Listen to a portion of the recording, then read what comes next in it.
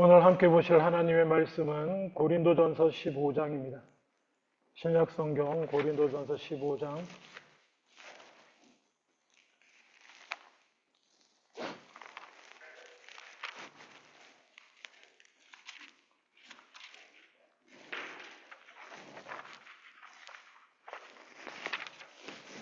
고린도전서 15장 12절로 20절 말씀, 제가 가진 성경으로는 282페이지입니다. 고린도전서 15장 12절부터 제가 봉독하겠습니다. 그리스도께서 죽은 자 가운데서 다시 살아나셨다 전파되었거늘 너희 중에 어떤 사람들은 어찌하여 죽은 자 가운데서 부활이 없다 하느냐? 만일 죽은 자의 부활이 없으면 그리스도도 다시 살아나지 못하셨으리라. 그리스도께서 만일 다시 살아나지 못하셨으면 우리가 전파하는 것도 헛것이요 또 너희 믿음도 헛것이며 또 우리가 하나님의 거짓 증인으로 발견되리니 우리가 하나님이 그리스도를 다시 살리셨다고 증언하였습니다. 만일 죽은 자가 다시 살아나는 일이 없으면 하나님이 그리스도를 다시 살리지 아니하셨으리라.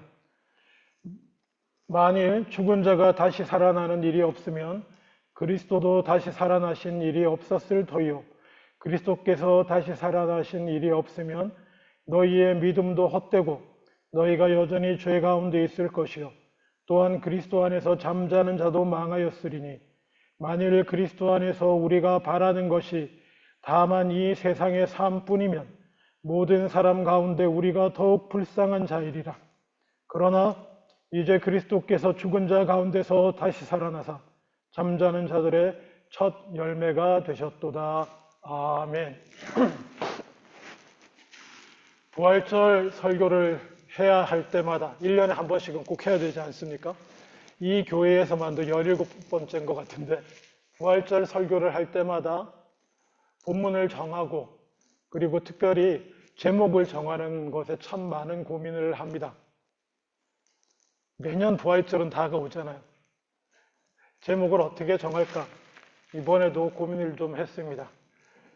부활의 의미, 예수 그리스도의 부활의 세 가지 의미, 예수 그리스도의 부활의 의미, 부활과 현대인의 삶, 이런 여러 가지 제목들 생각을 해 보았는데요. 좀 그렇더라고요. 사실 부활은 부활이거든요. 부활이 예를 들자면 이런 부활에 대한 논의가 많이 됐던 적이 있는데 이런 것입니다. 부활이 현대인에게 어떤 의미를 갖는가? 부활의 실존적 의미라든지 이런 식의 연구를 했던 적이 많이 있습니다.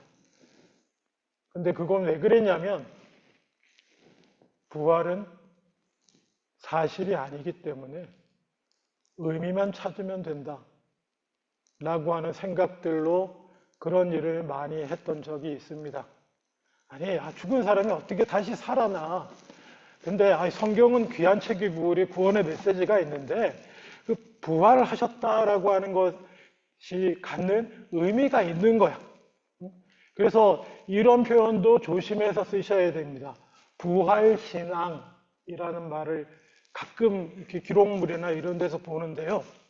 그것도 왜곡해서 쓸 때가 많습니다. 부활은 사실이 아닌데 부활신앙은 의미가 있고 가치가 있어. 우리가 부활하셨다고 믿으면 부활신앙을 가지면 삶에 힘이 난다거나 소망이 생긴다거나 이런 식으로 얘기를 하기 때문에 저도 부활의 의미라든지 의의라든지 이런 제목을 생각했다가 이건 아니다 싶어서 그냥 부활하신 예수 그리스도 이렇게 적었습니다. 여러분, 예수님의 부활에 대해서 어떻게 생각하십니까? 예수님의 부활에 대한 여러분의 기억은 어떻게 시작하고 있습니까? 제 기억은 중고등학교 때였던 것 같아요. 아니면 초등학교 6학년인지 중학교 1학년인지 잘 모르겠습니다. 설교 가운데 예수님이 죽었다가 다시 살아나신 것을 부활하신 것이죠. 부활하신 것을 믿어야 구원을 얻고 무서운 지옥에 안 가고 천국에 간다고 주일학교 때인지 중학교 1학년 때인지 설교를 들었습니다. 순간 저는 두려웠습니다. 왜 두려웠겠습니까? 나름 똑똑하고 어릴 때부터 과학서적 같은 거 좋아했던 어린이이자 학생으로서 부활을 믿기가 참 힘들었습니다. 학교 교육을 성실히 받는, 자연과학 교육도 성실히 받는 학생으로서 부활을 믿기가 참 힘들었어요. 그런데 교회에서 뭐라 그래요? 네가 부활을 안 믿으면 예수 믿는 것이 아니고 천국 못 간다. 큰일 났어요. 그래서 저는 엄청 기도하고 엄청 부르짖었습니다. 뭘요? 부활을 믿게 해달라고. 믿을 수 있게 해달라고. 심지어 믿습니다 하고 펄쩍펄쩍 뛰기도 하고 주여 믿습니다 하고 부르짖기도 하고 부활이 믿어져야 되니까. 부활은 믿어야 할 것이니까. 믿지 못하면 큰일 나니까. 부활과 관련된 저의 기억은 그렇게 시작됩니다. 그리고 한참을 헤매다가 나중에는 아까 말씀드린 것처럼 부활의 의미를 찾는 것 정도로 타협을 할까? 이런 생각도 했습니다. 하나님도 믿는다고 하면서 왜 부활을 그렇게 못 믿었는지 저도 잘 모르겠어요. 그 고정관념이라고 하는 게 무섭더라고요. 죽은 자는 다시 살아날 수 없다라고 하는 고정관념이 정말 무서워서 떨치기가 힘들었는데요. 여러분, 부활은요, 사실은 믿는 것이 아닙니다. 믿음의 요소가 요만큼도 없냐? 그러면 세상에 어떤 문제가 믿음의 요소가 없는 게 있겠습니까만은 믿는다기보다 부활은 역사적 사건입니다. 부활은 역사적 사실입니다. 전 침례받았는데요. 침례받기 위해서 담임 목사님하고 상담한 얘기 말씀드렸죠. 목사님하고 내가 구원받은 사람인가 이거 상담하면서 역시 문제가 뭐였냐면 예수 그리스도의 십자가를 부활하심을 믿느냐였어요. 저한테. 그래서 제 대답은 뭐였다고 했습니까? 어떤 때는 믿는 것 같고 어떤 때는 안 믿는 것 같다. 그게 중학교 1학년 때 저희 대답이었어요. 그때 말씀드렸죠. 목사님 말씀이 네가 믿고 안 믿고 상관없다. 예수 그리스도의 부활은 2000년 전에 그곳에서 이스라엘에서 예루살렘 골고다에서 이루어진 그냥 역사적인 사건이다. 네가 믿든지 말든지 그건 상관없다. 저는 그때 깨달았습니다. 그렇다면 예수 그리스도의 십자가와 부활이 역사적 사실이라는 사실을 우리가 찾아야겠구나. 내가 믿으려고 발버둥 칠 문제가 아니구나, 이게. 어떤 때는 내 가슴이 성령 충만해서 뜨거울 때는 믿는 것 같기도 하다가 또 어떤 때는 차가워지면 안 믿는 것 같기도 하다가 이러는 문제가 아니구나, 이것은. 이것은 역사냐 아니냐의 문제구나. 그래서 자료들을 찾고 공부를 하기 시작했습니다. 여러분, 이렇게 말하면 이상하게 들릴지 모르지만 예수님이 죽으시고 부활하신 것은 역사적 사실입니다. 그런데 여기다 대고 자연과학적 사실이냐라고 물으면 예스일까요? 노일까요? 자연과학적 사실이다, 이냐라고 물으면 예스입니까? 노입니까? 안타깝게도 노입니다. 왜냐하면 자연과학의 대상이 될 수가 없어요. 자연과학적 사실이 되려면 실험할 수 있어야 됩니다. 그리고 나도 한번 실험해보고 저 사람도 한번 실험해보고 저기 유럽 쪽 과학자도 한번 실험해보고 계속 반복할 수 있어야 돼요. 반복해 볼 수 있고 반복했을 때 동일한 결과가 나올 때 그것이 대체로 과학적으로 옳다라고 하는 과학적 진리가 되는 겁니다. 근데 그것도 또 다른 실험 결과에 따라 바뀔 수 있죠. 그게 과학적 사실이에요. 근데 예수 그리스도의 부활은요, 역사적으로 딱 한 번 있는 사건입니다. 이건 반복될 수가 없어요. 실험해 볼 수도 없는 문제예요. 그래서 자연과학적 사실은 될 수가 없습니다. 자연과학의 대상이 못 되는 것이죠. 그렇지만 역사적 사실은 맞습니다. 여러분, 이순신 장군에 관한 영화 중에 명량 보셨나요? 명량? 저도 명량 여기서 봤는데 재밌었어요. 그 이순신 장군의 명량해전 이야기 여러분 너무나 잘 아시죠? 12척, 정확하게 13척의 배를 가지고 최소 133척에서 300척의 배와 싸워서 이겼다는 사실입니다. 근데 여러분 잊고 계실지 모르지만 영화에서는 잘 구현했는데요. 더 놀라운 사실은 처음에는 13척이 다 싸우지도 않았어요. 다들 한 300대가 몰려오니까 무서워가지고 돌격하는데도 꼼짝도 안 하고 있으니까 이순신 장군이 혼자 배를 몰고 나갔습니다. 배를 몰고 나가서 거의 1시간가량 혼자 싸웠어요. 130여 척을 맞서가지고. 믿으십니까?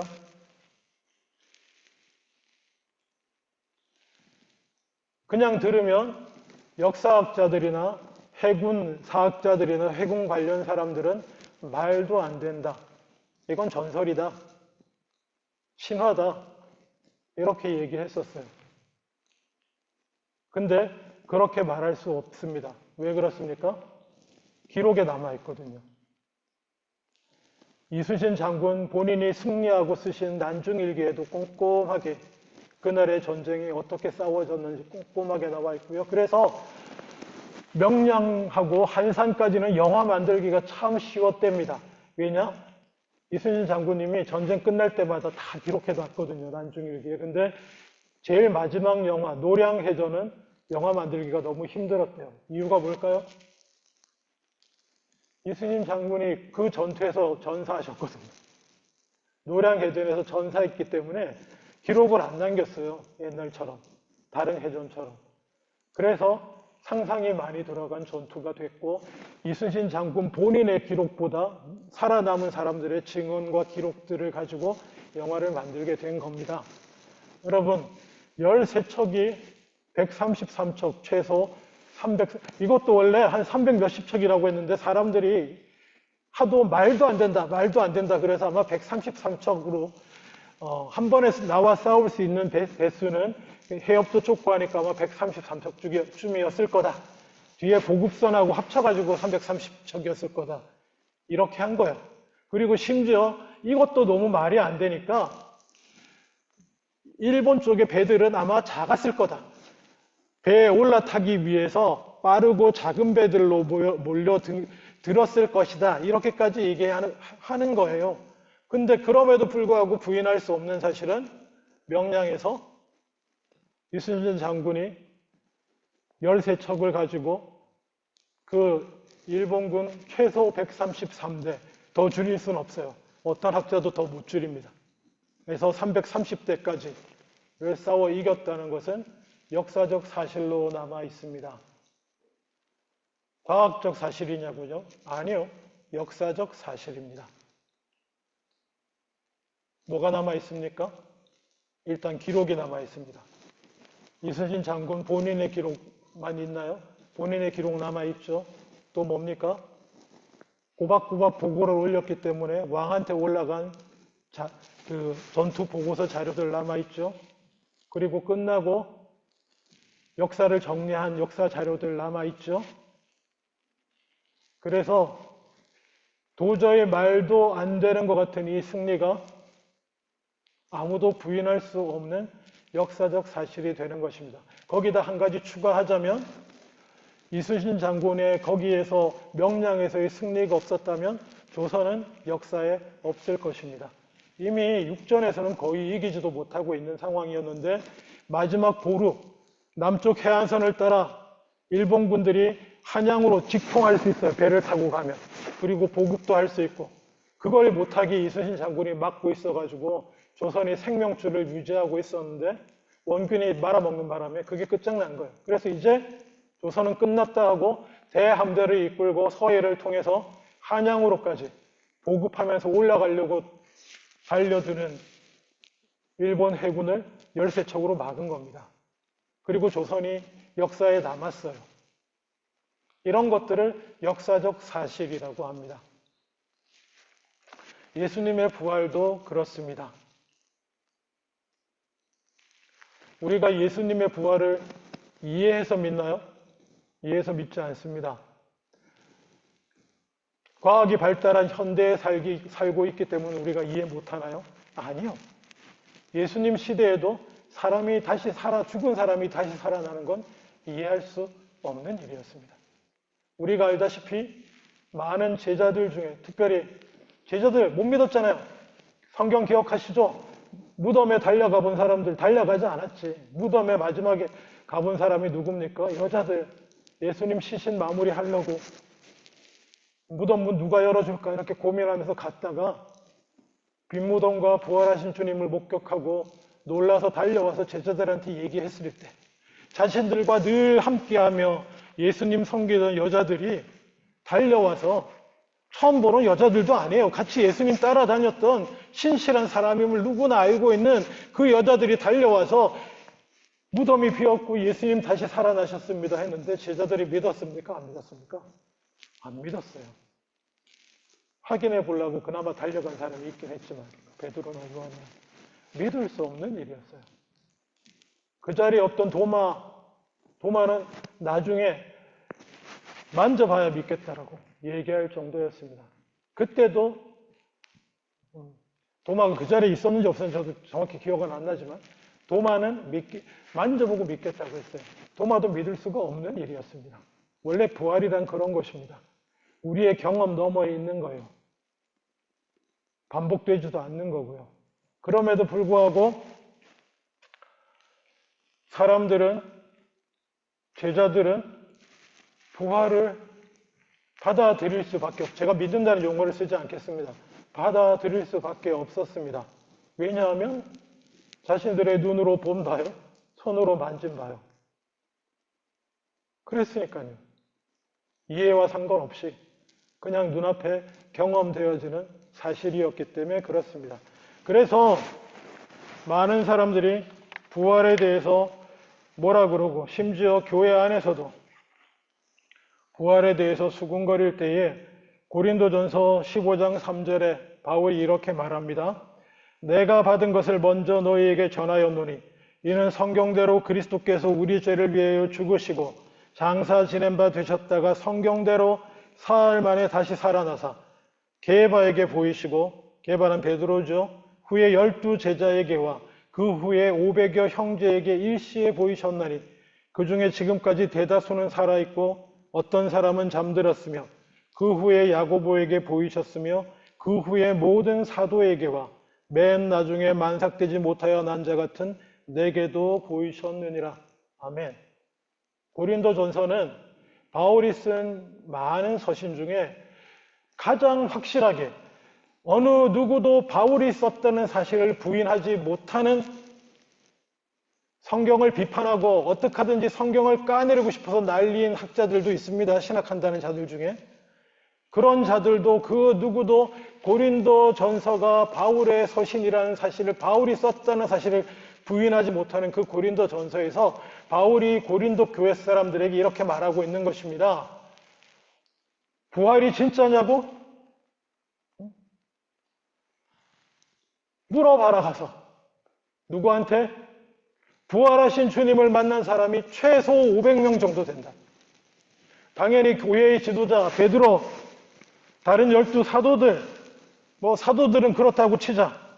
그와 함께 했던 500여 형제들이 부활하신 주님을 목격한 500여 형제들이 있는데 물론 지금 바울이 바울 서신을 쓴 때에는 이미 나이가 많아서 죽으신 분들도 있지만 대다수는 살아있다. 어디 살아있겠어요?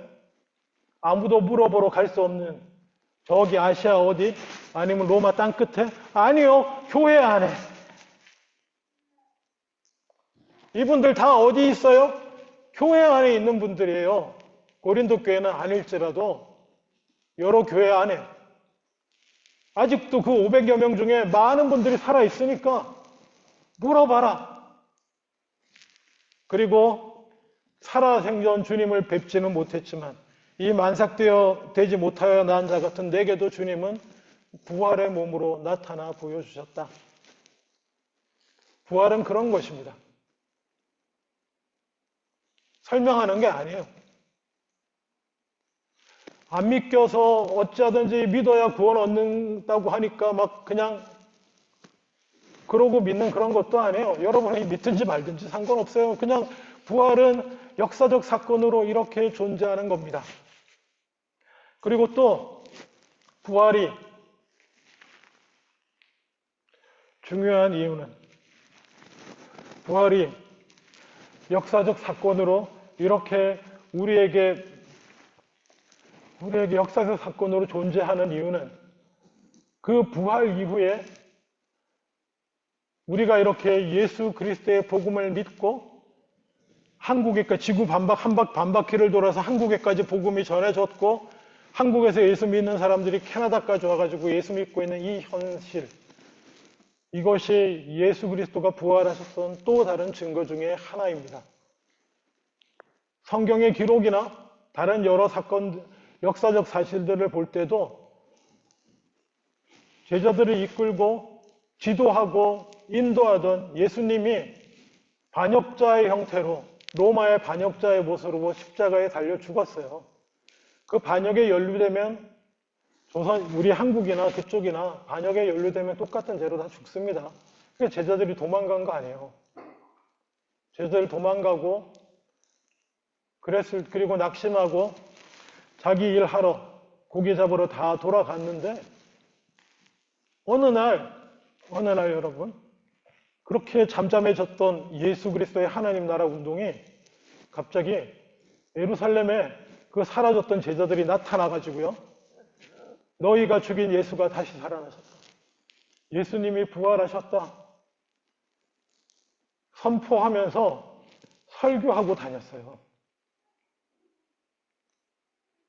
우리는 왜 그런지 압니다. 그들이 부활한 주님을 만났기 때문에요. 부활한 주님을 만났기 때문에 그런 일들이 있었던 것입니다. 그리고 그냥 저는 고린도전서 15장 이 얘기만 봐도 그래요. 바울이 말한 이것이 거짓말이었으면 바울이 쓴 고린도전서가 성경으로서 우리에게 남아있지도 않을 겁니다. 저 거짓말쟁이 바울 이랬겠죠. 그리고 바울의 증언이 거짓이었으면 바울이 그렇게 순교하지도 않았을 겁니다. 자기가 한 거짓말을 위하여 순교한다? 대단한 그런 일 없습니다. 이거 외에도 성경 밖에도 예수 그리스도의 부활에 관한 작은 기록들이 남아 있습니다. 물론 그 사람들은 부활했다고 직접 적지는 않죠. 자기들이 목격자가 아니니까 그냥 부활했다고 전해지는 이 정도 기록이긴 하지만 조각들이 남아 있습니다. 하여간 그리스도의 부활은 그런 것입니다. 그러면 사실은 의미고 뭐고 생각할 필요가 없어요. 우리는 그냥 상상해 보면 됩니다. 부활이라고 하는 주님이 다시 살아나셨다라고 하는 십자가에 죽으신 줄만 알았던 그분이 새로운 몸으로 부활해서 제자들 앞에 나타났을 때 제자들이 어땠는지 상상해 보면 됩니다. 그리고 그들의 삶이 어떻게 변했는지 기록만 쫓아가 봐도 됩니다. 그런데 어쨌건 오늘 본문에는 사실 예수 그리스도의 부활에 관한 문제는 아니에요. 그거 같은데 오늘 읽은 고린도전서 15장 12절을 찬찬히 읽어보면 그리스도께서 12절부터 다시 보면 그리스도께서 죽은 자 가운데서 다시 살아나셨다 전파되었거늘 너희 중에 어떤 사람들은 어찌하여 죽은 자 가운데서 부활이 없다 하느냐. 이게 문제였어요. 예수 그리스도께서 부활했냐 안 했냐의 문제가 아니에요. 이 사람들도 고린도 교회 사람들도 예수 그리스도는 부활하신 것 같아 인정. 근데 뭐가 문제냐면 우리 모두 예수 믿게 되는 우리 모두가 부활하냐 안 하냐의 문제였어요. 사람은 부활하지 일반적인 의미에 사람은 부활하지 못한다. 부활은 의미가 없다라고 주장하는 사람들이 교회 안에 있었습니다. 여러 가지로 상상해 볼 수가 있는데 그럼 예수 믿는 사람이 부활은 안 믿고 뭘 믿나? 이때 부활에 대한 이해가 중요합니다. 성경에서 말하는 부활은 육신을 가진 부활입니다. 물론 지금하고 다른 몸이긴 한데 예수님 분명히 어떠셨어요? 만져지는 몸을 가지고 계셨습니다. 만져졌습니다. 근데 또 놀라운 사실은 시공간의 제약을 받지 않는 몸이었어요. 만져지는데 시공간의 제약을 안 받으세요. 그게 놀라운 거죠. 근데 어쨌든 예수님은 몸이 부활하셨어요. 몸의 부활을 인정할 수 없었던 사람들이 있었습니다. 지난주에도 잠깐 힌트를 드렸는데 유대교 종파 중에도 그런 종파가 있었습니다. 몸의 부활을 안 믿는 사람들 누구? 사두개인들. 히랍 철학, 플라톤 철학의 영향을 받아서 몸은 악한 것이라고 생각했어요. 그리고 영혼, 이데아와 연결되는 이 영혼만이 선하고 깨끗한 것이기 때문에 이 더러운 몸이 부활해서 뭐하냐 이렇게 주장하는 사람들. 우리가 영원히 산다는 건 이 영혼이 저 이데아 세계 속에 영원히 사는 거지 몸은 아니야 이렇게 주장하는 사람들. 그런 영향하에서 심지어 예수님께서는 몸으로 오시지 않았다고까지 주장하는 이단도 생겨납니다. 자기들 철학에 맞춰서 몸은 악한데 어떻게 거룩한 하나님이 이 악한 몸을 입고 오시겠냐 이렇게 주장한 철학자들도 있었어요. 몸 입은 것처럼 보였을 뿐이다 이렇게 주장하는 이단도 있습니다. 하여간에 그 문제였습니다. 부활하는 거는 없다. 우리 죽어서 영원히 천국에 가는 거지. 이렇게 말한 거예요. 그런데 바울은 그 부분에 대해서 분명히 아니라고 주장합니다. 만일 죽은 자의 부활이 없으면 그리스도도 다시 살아나지 못하셨을 것이요. 그리스도께서 만일 다시 살아나지 못하셨으면 우리가 전파하는 것도 헛것이다. 무슨 얘기냐면 하나님의 법칙 가운데 죽은 자가 하나님의 역사, 계획하신 원리 가운데 죽은 자가 몸으로 부활하는 것 자체가 없다고 한다면 예수 그리스도께서도 부활하지 않으셨을 것이다. 라는 얘기를 하는 것입니다. 그런데 만약 그렇게 되면 그리스도도 다시 살아나지 못하셨고 그리스도께서 만일 다시 살아나지 못하셨으면 우리가 전파하는 것도 헛것이요 너희 믿음도 헛것이다. 부활하셨다고 믿는 너희 믿음도 헛것이고 또 우리가 하나님의 거짓 증인이 될 것이고 다 이게 반어법이에요. 반어법. 부활한 걸 목격했다고 증거하고 있는데 이것도 거짓이 될 것이고 우리가 하나님이 그리스도를 다시 살리셨다고 증언하였습니다. 만일 죽은 자가 다시 살아나는 일이 없으면 하나님이 그리스도를 다시 살리지 아니하셨으리라. 바울이 여기서 이렇게 주장하는 이유는 그리스도의 부활이 왜 중요하냐? 그리스도의 부활로 우리도 다시 살아날 수 있게 되는 부활하는 그리스도를 따르다 죽으면 부활하게 되는 그 소망이 생겼다는 사실을 강조하고 있는 거예요. 그게 우리의 참 소망인데 예수님 부활했을지 모르지만 원래 영원히 영생하는 거지 부활이 없다라고 주장하는 자들 때문에 이런 얘기를 하는 것입니다. 16절 봅니다. 만일 죽은 자가 다시 살아나는 일이 없으면 그리스도도 다시 살아나신 일이 없었을 터이요. 그리스도께서 다시 살아나신 일이 없으면 너희 믿음도 헛되고 너희가 여전히 죄 가운데 있을 것이요 또한 그리스도 안에서 잠자는 자도 망하였으리니 우리가 믿고 구원 얻는 이 모든 내용이 쓸데없는 것이 된다는 것입니다. 그리고 19절 만일 그리스도 안에서 우리가 바라는 것이 그래서 다만 이 세상뿐이면 이 세상의 삶뿐이면 모든 사람 가운데 우리가 더욱 불쌍한 자이라. 저는 이 바울의 고백이 참 솔직하다고 생각합니다. 물론 이것은 바울이 부활을 진정으로 목격했고 부활한 주님과 역사적으로 부활하신 주님을 만났기 때문에 그의 삶을 그래서 진지하게 그의 삶을 드리고 있기 때문에 이런 고백을 하는 거예요. 바울이 원래 이렇게 지금처럼 결혼도 안 하고 자기 손으로 텐트 메이킹 하면서 천막 고치면서 먹고 살면서 온갖 죽음의 위협 가운데서도 그 당시 세계 로마 세계를 돌아다니며 복음을 전하고 고난당하는 이 일 바울이 하는 이유가 뭡니까? 자기는 많이 배웠어요. 그리고 로마 나면서부터 로마 시민권자였는데 이유는 뭐냐면 가능성 딱 두 가지예요. 아버지가 로마 시민권을 자기 때문에 그런데 이방인인 바울의 아버지, 유대인인 바울의 아버지가 로마 시민권을 딸 수 있는 건 딱 두 가지 가능성밖에 없습니다. 하나는 전쟁에서 큰 공을 세우거나 아니면 돈이 어마어마하게 많거나 시민권 딸 만큼, 살 만큼. 제가 볼 때 바울 집안은 후자입니다. 아버지 되게 부자였고요. 그래서 어려서 유대인으로서 최고의 교육을, 돈 들어가는 율법 교육이지만 최고의 교육을 받은 사람이에요. 근데 그런 거 다 복음 전하기 위해서 다 내려놓고 돌아다니고 있잖아요. 그러면서 스스로 아는 거예요. 바울이 솔직하게 고백하는 거예요. 나 이러고 살고 있는데 내가 바라는 것이 다만 이 세상의 삶뿐이라고 한다면, 부활이 없다고 한다면 너희도 보다시피 내 인생이 가장 불쌍한 인생이야. 바울의 솔직한 고백이에요. 아주. 마찬가지로 부활한 주님 때문에 삶을 하나님께 드리고 내 것을 내려놓고 주님을 위하여 살아가는 모든 사람의 인생이 다 무슨 인생? 안 믿는 세상 사람들보다 불쌍한 인생 되는 거죠. 근데 그렇지 않다는 것을 말하는 거 아니겠습니까? 그러나 이제 20절 그리스도께서 죽은 자 가운데서 다시 살아나사 잠자는 자들의 첫 열매가 되셨도다. 우리도 부활하게 되었다는 것입니다. 바울이 이렇게 구체적으로 설명했지만 제자들은, 예수님을 따르던 제자들은 그냥 직접적으로 느꼈어요. 주님이 부활하신 모습을 보고는 아, 이거다.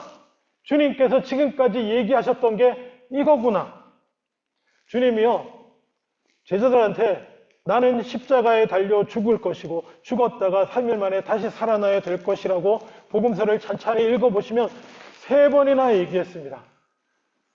한 번은 그렇게 얘기했더니 베드로가 막 뭐라 그래가지고 베드로가 사탄이라고 욕먹었죠.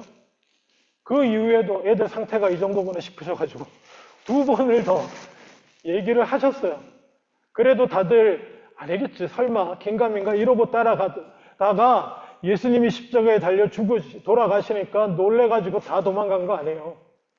근데 부활하신 주님을 만나고 보니까 막 깨달아지는 거예요. 깨달아지는 거예요. 예수님이 지금까지 하신 얘기가. 예수님이 말씀하신 하나님의 나라라고 하는 것이 이렇게 시작되는 거였구나.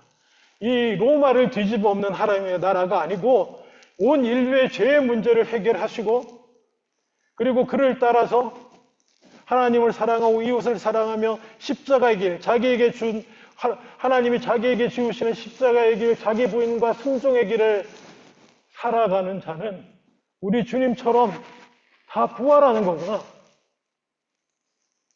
그냥 이렇게 자연스럽게 느낀 거예요. 자연스럽게 깨달은 거예요. 그리고 어떻게 됩니까?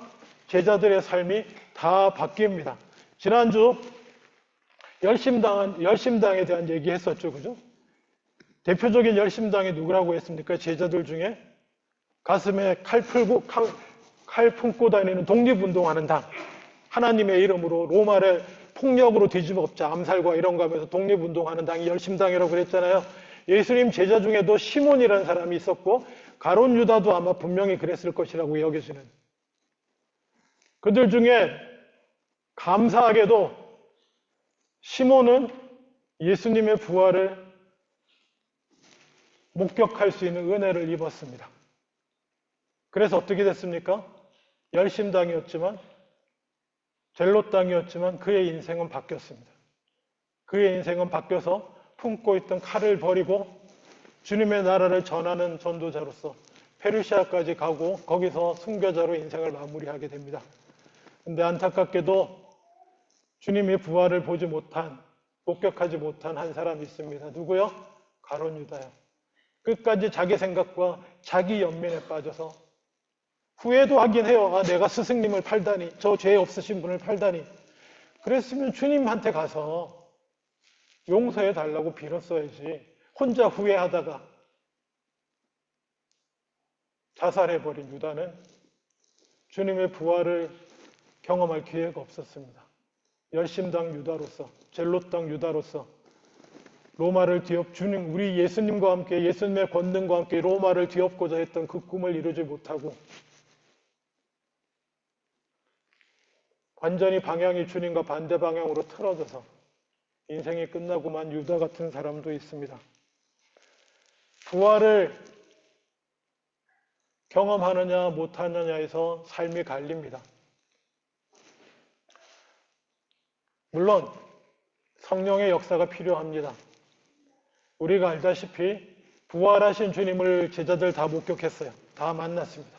그리고 심지어 자기들 눈앞에서 예수님이 사도행전 1장에 보면 하늘로 올라가시는 것까지 제자들 다 목격했습니다.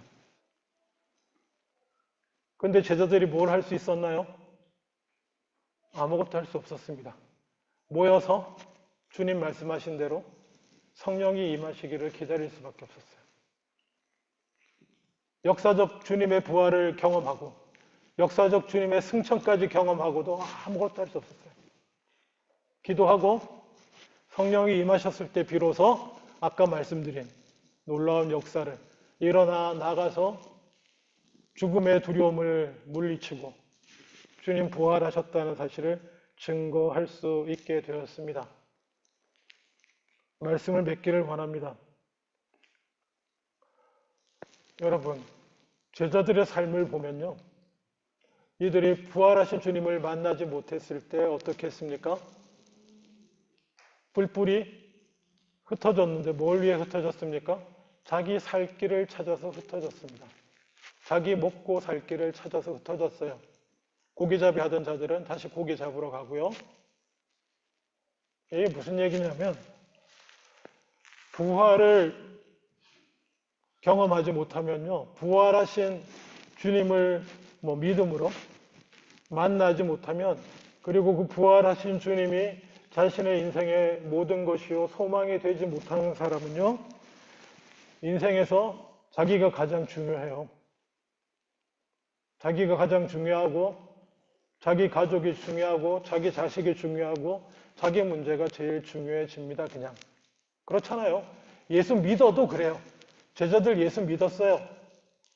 예수님에게 많은 영향을 받았는데도요, 그 성령으로 부활하신 주님을 붙들지 못하니까 지금의 내가 제일 중요한 거, 지금의 내 삶, 먹고 사는 내 인생, 이게 그냥 중요한 거예요. 그러니까 베드로를 비롯해서 다 뭐예요? 나 고기 잡으러 간다. 목구멍이 포도청 아니니? 가는 거예요. 근데 성령 충만하고요. 그래서 부활을 확실한 믿음으로 붙들게 되고요. 그리고 부활의 소망으로, 미래에 대한 부활의 소망으로 충만해지니까 어떻게 되는지 아십니까? 사람들이 사랑을 할 수 있게 됩니다. 자기가 갖고 온 것들을 뭐예요? 가진 것, 재물들 기꺼이 내어놓죠. 초대교회가 그거 아닙니까? 부활하신 주님의 소식을 듣고 모인 사람들 아닙니까? 기꺼이 자기 걸 나눠요. 아낌없이 서로 섬기고 필요한 만큼 내 것을 주면서 사랑할 수 있는 여유가 생기는 것입니다. 섬길 수 있는 여유가 생겨요. 자기를 내려놓을 수 있는 여유가 생깁니다. 왜요? 이 땅이 전부가 아니거든요. 부활한 몸으로 갈 저 나라가 저기 있으니까 그동안 너무너무 중요했던 이 세상의 것들이 직업, 일, 먹고 사는 거, 자녀, 무엇이든 그게 좀 가벼워지는 거예요. 그래서 사랑할 수 있게 되는 거예요. 사랑은 그런 거거든요. 주님의 은혜로 사랑한다는 게. 예? 반대는 이런 얘기도 됩니다. 우리가 부활의 소망을 잃어버리고 우리의 참 소망은 저 부활한 몸으로 들어갈 하나님 나라에 있다는 걸 잠시 잊게 되면 어떻게 된다고요? 지금의 나와 내 가족과 내 자식과 이 주변이 다시 무거운 게 되고 중요한 게 되고, 그래서 주변을 보지도 못하고 나누지도 못하고 그런 삶이 되는 거예요. 말씀을 맺습니다. 과거의 부활은 과거의 역사적 사실입니다. 여러분이 믿든지 말든지. 그런데 성령으로 이 과거의 역사적 사실에 부활하신 주님을 성령으로 믿음으로 붙들게 될 때 우리는 소망이 살아나고, 하늘나라 부활의 소망이 살아날 때 우리는 이 세상에서 이기적인 자기를 버리고 사랑할 수 있는 힘과 능력도 얻게 되는 줄로 믿습니다. 부활이 오늘의 우리의 능력이 되는 줄로 믿습니다. 기도하겠습니다. 아버지 하나님, 부활하신 주님, 억지로 믿어야 될 것도 아니고 믿습니다라고 억지로 할 문제도 아니고 그것은 그저 누구도 부인할 수 없는 역사적 사실입니다만 또한 연약한 우리는 성령의 충만한 역사 가운데 그것을 확실히 믿음으로 붙들 수 있게 되는 줄 믿습니다. 부활을 믿음으로 붙들고 그리고 그 부활이 내 인생의 참된 소망이 될 때에 우리는 이 세상 일들을 자기중심적인 일들에서 좀 벗어나서 비로소 섬기고 사랑할 수 있는 삶 살게 되는 줄 믿습니다. 날마다 이 부활 소망 놓치지 말고 붙들고 살아가는 우리들 다 되게 하여 주시옵소서. 감사드리고 예수님 이름으로 기도합니다. 아멘.